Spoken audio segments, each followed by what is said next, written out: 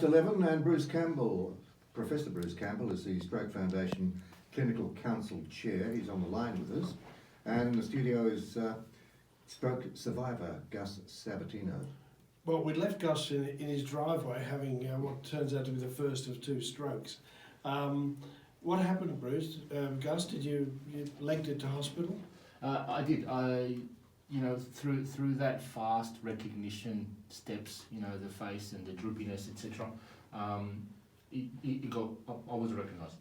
Immediately we noticed that it was me that was having a stroke. The ambulance 000 was called. I was very, very lucky. Within 10 minutes, the ambulance came home, took me to hospital, and again, that fast response to actually take action meant that within an hour I was able to actually get the medical treatment that thinned the blood, which consequently thinned the clot in the brain, and slowly went through the whole recovery process. A lot of exercising, obviously, afterwards, speech therapy, and all sorts of. That was in 2014. What month was that? April. Yep. What were you doing in August? And what was I doing in August? So I think I mentioned off the air that I'm kind of a stubborn individual in that I don't like things to get the better of me. And I went back immediately within the 3rd, 4th day. I did exercising therapy. And in August I was actually running the City to Surf, and I ran the 14 Ks in 89 minutes. Are you mad? You could probably call it that.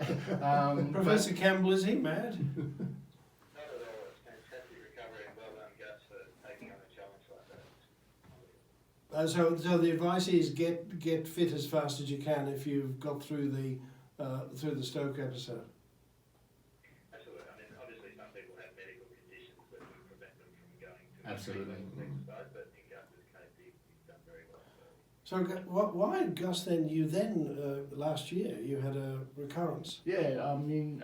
You had been crestfallen about that. Remarkably, and it came out of the blue, and I'll probably end up talking about something that Bruce highlighted that is a linkage. Last year I was actually travelling to South America, visiting my mother who lives over there, and my family. And as I got off the plane, I started sensing that my vision was getting blurred. Anyway, so I made no big deal of it, because 26-hour flight, it was tired, probably the blood pressure was all over the place, planes down, anyway, so within a couple of hours I realised that the vision was still blurry, but I did not think about stroke at that point. Because it was a different It was a onset. completely different onset, and I actually took it to the fact that it was the travel, it was the trip. I was tired, I was jet lagged, etc. Woke up the next morning and I noticed that in fact things hadn't changed. I went straight to the doctors and I actually got a vision test done, and they identified that I had lost some of my peripheral vision. They immediately recognised some of the symptoms and said, the only way that you would actually have that occur is if something happened within the blood system or within the brain. Had an MRI, and sure enough, it was another little mini stroke. Now, in that particular scenario, I mean, I did not link one to the other because of the circumstances around it.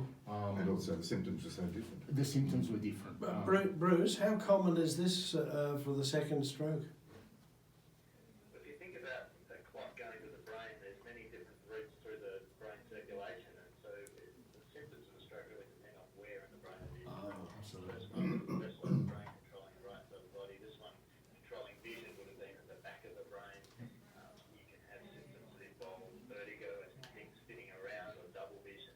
So the fast message gives you, the majority of strokes have one of those symptoms, but as you can see, you can get vision or just about anything else the brain does. If anybody endures a stroke, is it a given that they will have a second or subsequent strokes? The risk of another stroke averages around 4% per year at once. So by 10 years, that's a substantial number of people. But it depends on the reasons of the stroke. And if we're able to identify a cause and put preventive mechanisms in place, then that's much harder. I guess most people, if they do have one like Gus, obviously he's going to take care of himself just that little bit more after the first one. Correct. What about after the second one though, Gus? So after the second one, I recovered in terms of it didn't impact anything other than the vision. Okay, so I've lost 1/4 of the vision on my left eye, peripheral, so it's not the full thing. Derek Don is okay. Exactly. So you know, it's something that happens. But funnily enough, through the whole recovery process, being in hospital and the many tests that they did, they identified, to Bruce's point, what I was saying earlier, that I actually had a little tear in my heart in one of the chambers, Yeah. which potentially was the reason why I actually got either the second stroke or even the first one. It wasn't because of a bad lifestyle, it was because of medical condition within the heart. And that was Bruce's point where, you know, it's all about blood flow and it's all about clotting within some part of your body that actually ends up in the brain. It can start in the heart, it can start anywhere else. So healthiness is really the best, I think, approach But it's to not the full protection, though, is it? it's not. It's Well, not. I should get Bruce to comment. on And it. Bruce can make that comment as well. Yeah. Bruce? Yeah, so it sounds like you might have had a PFO, is that right? I actually have a PFO inserted in my in the chamber at the moment. What's that? Yeah. It So pain prone to Bali is a fancy name for a little connection that we all have when we're in the work. And in most people it closes over, but sometimes it doesn't completely close over. And that's what I was talking about. You've heard of economy class syndrome where people get clots in Yes. their veins in their leg if they've got prolonged flights and things like that. And that clot would normally get filtered out by the lung. And in some cases it causes lung symptoms, but in many cases it doesn't.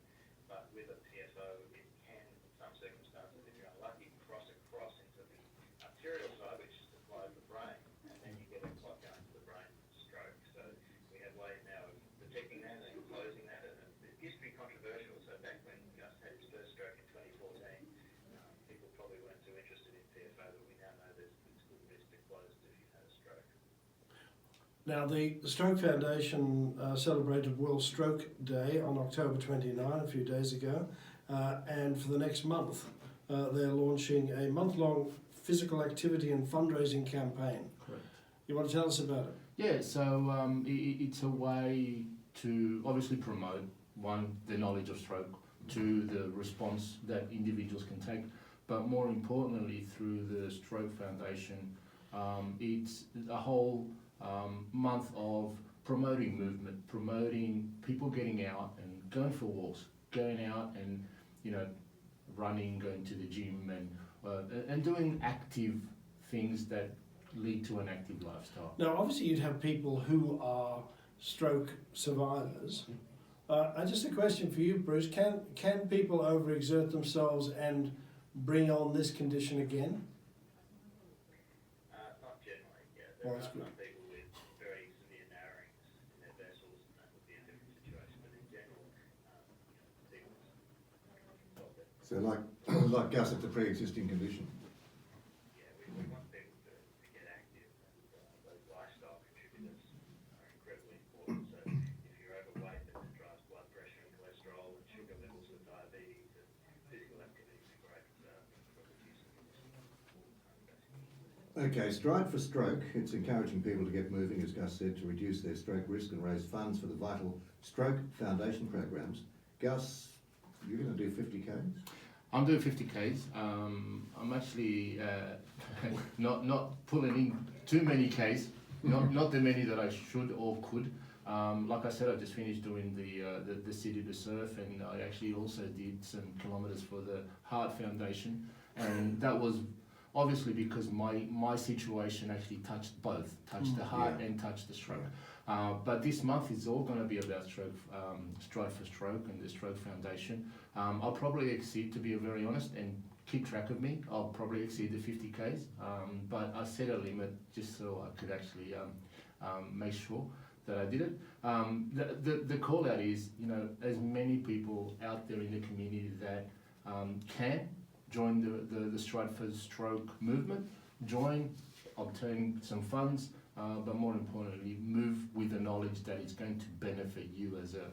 So you've got a whole month of November to do 50 Ks. Got the whole month of November. I could do that. Yeah, anyone You can can do do that. that rolling over in bed. Yeah, anyone can do that, and that's the amazing thing. It sounds like a lot of kilometres, but it's Yeah. not when you think about the time. So my intention is to do it in a lesser time, Right.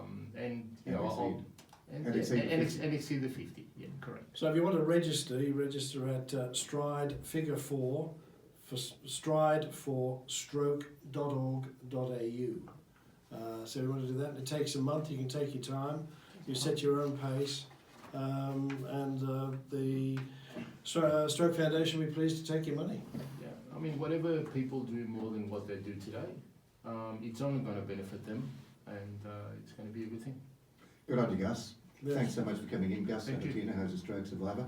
And on the line with us is, has been, Professor Bruce Campbell, who's Stroke Foundation Council or Clinical Council Chair.